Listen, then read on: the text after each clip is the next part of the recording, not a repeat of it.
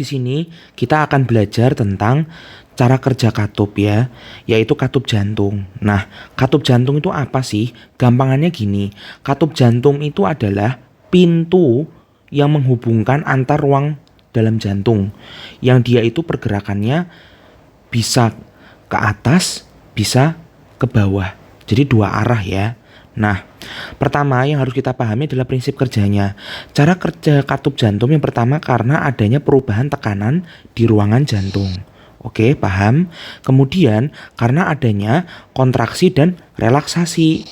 Nah, yang perlu kita pahami adalah di sini kontraksi itu adalah ketika gampangannya kita artikan dia memeras, sedangkan relaksasi itu dia melemas. Gitu ya. Kalau kontraksi itu dia mencengkram, relaksasi itu dia adalah melemas. Nah, membukanya katup jantung itu adalah membantu pergerakan aliran darah. Oke, kemudian menutupnya katup jantung berarti mencegah aliran darah itu balik. Misal darah dari atas ke bawah. Nah, ketika darah sudah ada di bawah, supaya nggak balik lagi ke atas, maka ada katupnya. Maka katup itu menutup supaya mencegah aliran darah balik ke atas lagi. Oke, sampai sini paham ya? Nah, kemudian kita review sedikit sekilas tentang anatomi jantung. Nah, teman-teman harus paham. Nah, jantung kita ini kan dibagi menjadi dua. Ya, pertama ada jantung kanan dan kemudian jantung kiri. Nah, jantung kanan itu adalah darah yang kotor, yaitu kayak CO2. Sini ya gampangannya, yang kanan. Kemudian jantung kiri yang ini, dia adalah darah yang bersih. Nah, jantung itu dibagi menjadi 4 ruang masing-masing. Ada serambi, ada bilik, ada serambi, ada bilik. Jadi ada serambi kanan, bilik kanan, ada serambi kiri, bilik kiri. Kalau kiri itu kayak O2, bersih darahnya. Kalau yang kanan itu banyak CO2, makanya dia kotor. Seperti itu ya. Nah, ini nanti silahkan untuk anatomi jantung teman-teman bisa mereview kembali, membaca lagi. Nah, kalau misalnya yang jantung kiri, dia mendapatkan suplai darah bersih, yaitu dari vena pulmonalis. Ingat aja, kalau pembuluh vena berarti pembuluh yang balik ke jantung. Kalau pembuluh arteri atau aorta, dia adalah pembuluh yang meninggalkan jantung.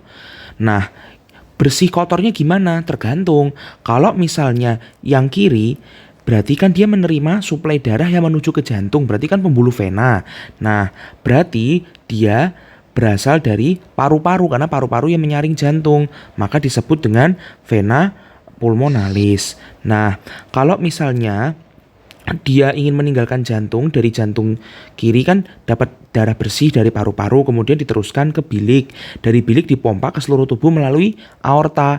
Nah, aorta ini juga darah bersih, dia termasuk arteri, maka dia meninggalkan jantung. Nah, begitu juga dengan ini. Nah, vena cava misalnya ya. Vena cava ini dia berasal dari seluruh tubuh. Nah, berasal dari seluruh tubuh udah dipakai kembali ke jantung. Berarti dia adalah mengandung darah kotor karena udah dipakai. Nah, kemudian dari kotor nih sudah di jantung kanan nih kan ya. Singkat cerita masuk ke atrium, ke serambi, kemudian masuk ke ventricle. Kemudian darah kotor mau diapain? Disaring dong, dibawa kemana? Ke paru-paru. Nah, dibawa ke paru-paru melalui apa? Yaitu melalui arteri pulmonalis. Nah, kalau melalui arteri pulmonalis berarti dia lewat sini. Nanti dia ke sini alirannya ke paru-paru. Nanti dari paru-paru udah bersih, dibawa kemana lagi? Dibawa ke jantung. Dibawa ke jantungnya pakai apa? Pakai pembuluh apa yang menuju ke jantung? Pembuluh vena. Berarti vena pulmonalis. Paham ya? Untuk sampai sini sekilas untuk review anatomi jantung.